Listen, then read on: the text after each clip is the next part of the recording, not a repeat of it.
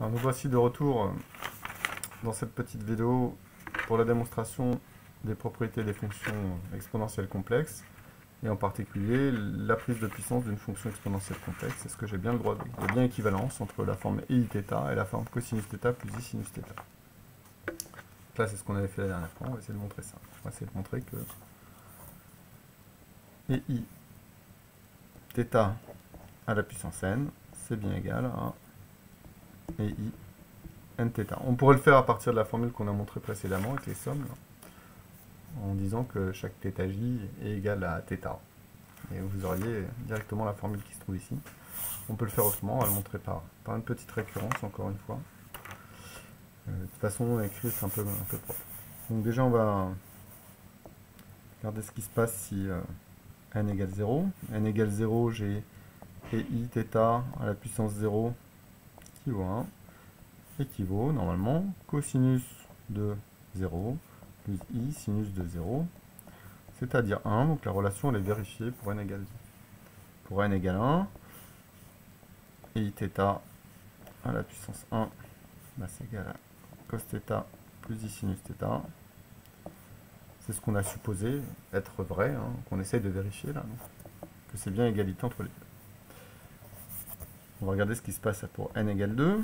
Donc n égale 2, c'est ei θ au carré, c'est-à-dire cosinus θ plus i sinus θ, facteur de cosinus θ plus i sinus θ.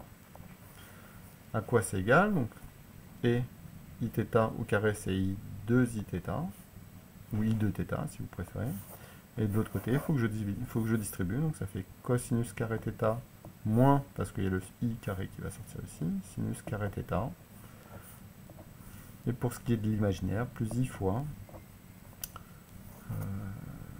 ce qui me reste, donc j'ai un i cosinus sinus, plus i cosinus sinus, donc j'ai un 2i, cosinus θ, sinus θ.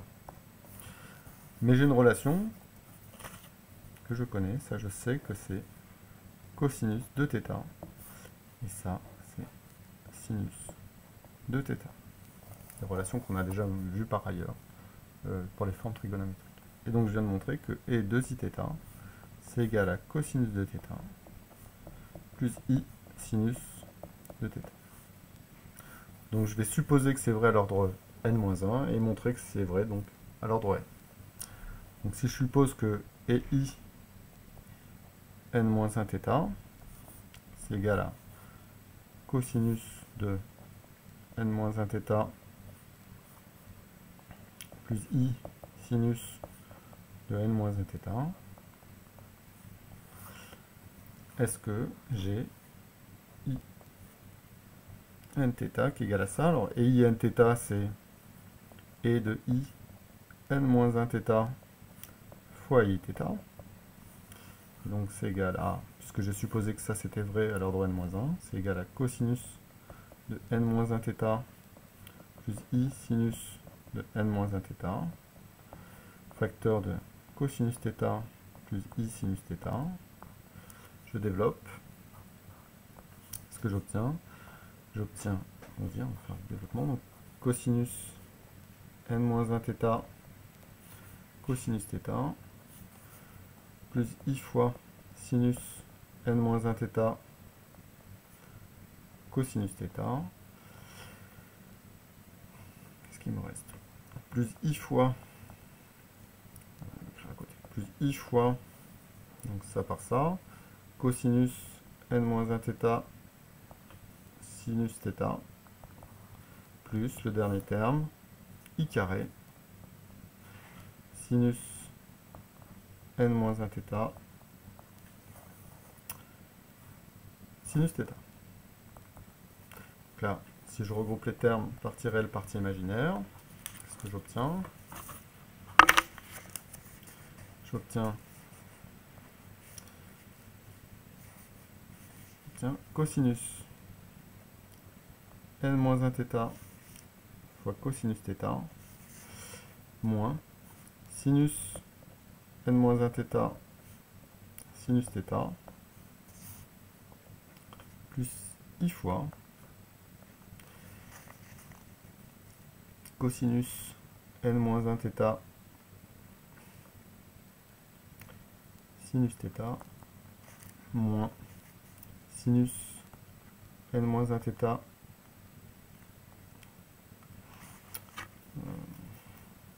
cosinus θ. Ici, si je regarde bien, je me retrouve avec encore la formule d'additivité. Donc si ça, j'appelle ça l'angle, on va dire A et B, j'ai cos A, cos B moins sin A, sin B, c'est-à-dire cosinus A plus B. Donc ça, je peux le réécrire. Cosinus de n moins 1 θ plus θ plus i fois. Et là, je me retrouve cos A sin B moins sin B cos A. Oula, d'ailleurs, il y a un signe moins. Alors que ça devrait être un plus ici, je me suis trompé. Oui, je me suis trompé, c'est bien un plus, là j'ai plus plus pour la partie imaginaire. Donc là ça fait cos n moins 1 θ sinus θ, sinus n moins 1 θ cos θ, c'est-à-dire sinus de la somme des deux, donc n moins 1 θ plus θ plus θ. Ça, donc c'est bien la cosinus n θ plus i sinus n θ, nous vrai à l'ordre n. Donc vrai quel que soit n, on a fait ça par récurrence. Donc j'ai bien la propriété de départ. J'ai bien montré que i n θ, c'était bien égal à cosinus n θ plus i sinus n θ, quel que soit n, appartient à ou à z même. Voilà.